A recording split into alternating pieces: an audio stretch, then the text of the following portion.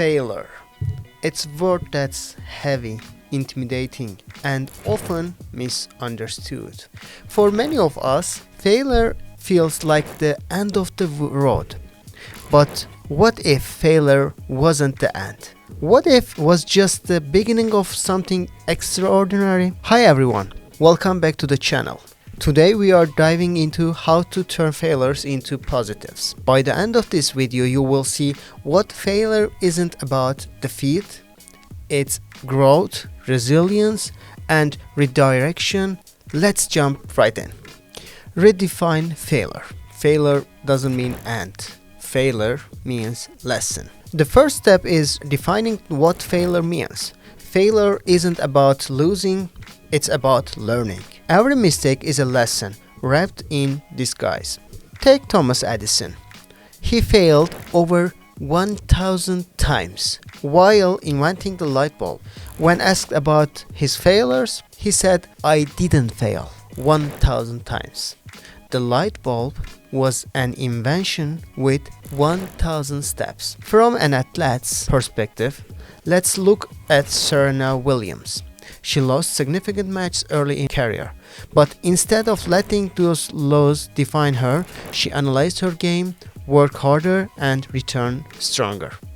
Even in business, there's Sarah Blackley, the founder of Spanx. She openly admits her first product ideas were complete flops, but each failure taught her sometimes knew about her audience, which eventually helped her create a billion-dollar brand. Failure isn't the end, it's stepping stone to success. What lessons can you take from your failures today? Take ownership of your failures. The next step is taking responsibility.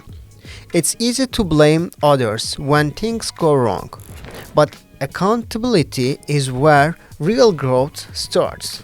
Be humble. You can make mistakes. You can make failure. Business perspective, let me introduce you to Howard Schultz, the man behind Starbucks. His first proposal to expand Starbucks was rejected by over 200 investors. Instead of blaming the market of those who doubted him, he reworked his pitch and believed in his vision. Today, Starbucks is one of the most recognized brands in the world. Artistic perspective. Van Gogh only sold one painting in his lifetime. Only one. It would have been easy for him to blame others and quit. But instead, he focused on his art, creating a legacy that inspires millions today. When you take responsibility for your failures, you also take control of your failure. What's one failure you have had recently? How can you own it and use it to grow? Find the hidden opportunities. Failure often closes one door but opens another, if you are willing to look. Sometimes what seems like a setback is actually a setup for something better. Steve Jobs is an iconic example. Being fired from Apple could have been the end of his story. But during that time, he created Pixar, changing the landscape of animation. Later, he returned to Apple and looked at the new heights. Author Elizabeth Gilbert wrote a book that completely flopped. It could have ended her career. Instead, she used that failure to write Eat, Pray, Love, which became a global bestseller. Did you know penicillin, the first antibiotic, was discovered by accident? Alexander Fleming was working on something completely different when he noticed a mold that killed bacteria. That failure saved millions of lives. Failures can redirect to the unexpected opportunities.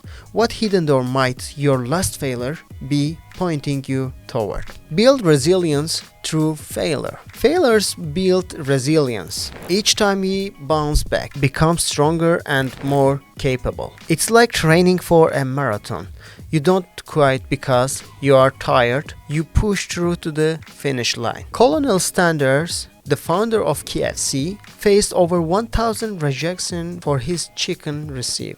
If he had quit after the first 100 rejections, he wouldn't have KFC today. Albert Einstein was considered a failure in school because he didn't follow conventional learning methods. His teachers thought that he wouldn't amount to much, but his unique way to thinking led to groundbreaking discoveries in physics. Failures aren't there to break you, they are there to make you stronger.